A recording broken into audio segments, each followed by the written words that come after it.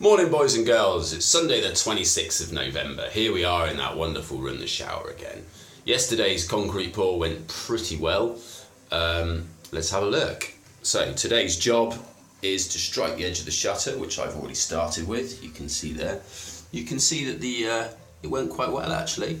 The idea is to take off the shutter, which I've done, and then chamfer the edge to put this little step in on this side.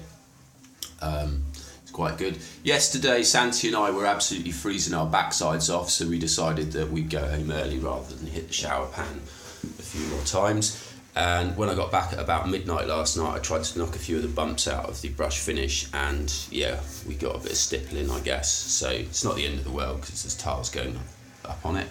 There's the little floating kicker. What do I mean by floating kicker? Well, there's this tiny little gap on the other side, and the idea was to make that exactly the same height as the tiles. I may or may not strike this shutter today. If I strike it, I'm only striking it so that I can chamfer the edge off, so we've got a little bit of a slope down. Much easier than when it's absolutely brick hard.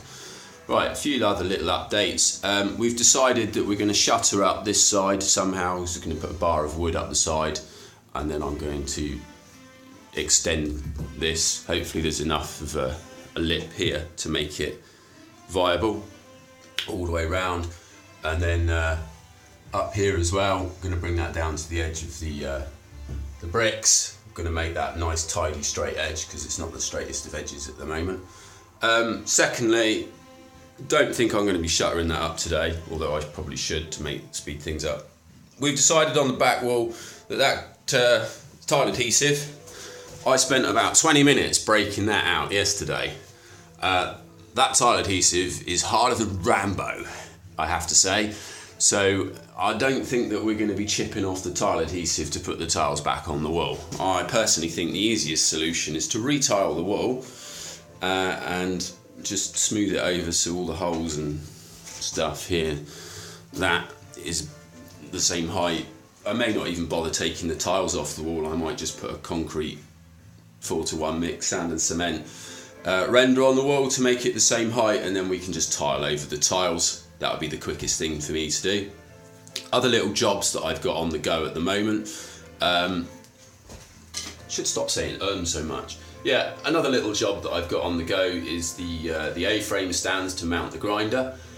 One of the things that I've decided is that we're going to use a 9-inch grinder, blah de blah, blah blah blah blah. I need a 14mm bolt to hold the grinder in place. The handle's great, but the handle can't go up the way because it's going to be in the way of the cutting blade. It's got to go down, and the frame that it's going to need to be built ain't exactly going to be the strongest with nuts and bolts. With a 9-inch grinder that weighs about 9 or 10 kilos with a torque on it, and then pushing a massive 120mm 1m20 tile through it that's about 80 centimeters wide. Try and push that through.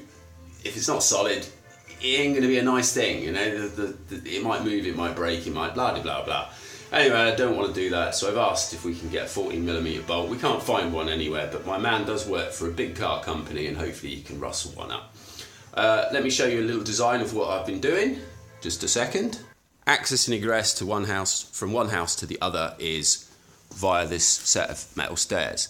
Now all the tiles are in this house here, and they're going in the bathroom, which is over there in that window basically. They're not going to go through the window, that's for sure.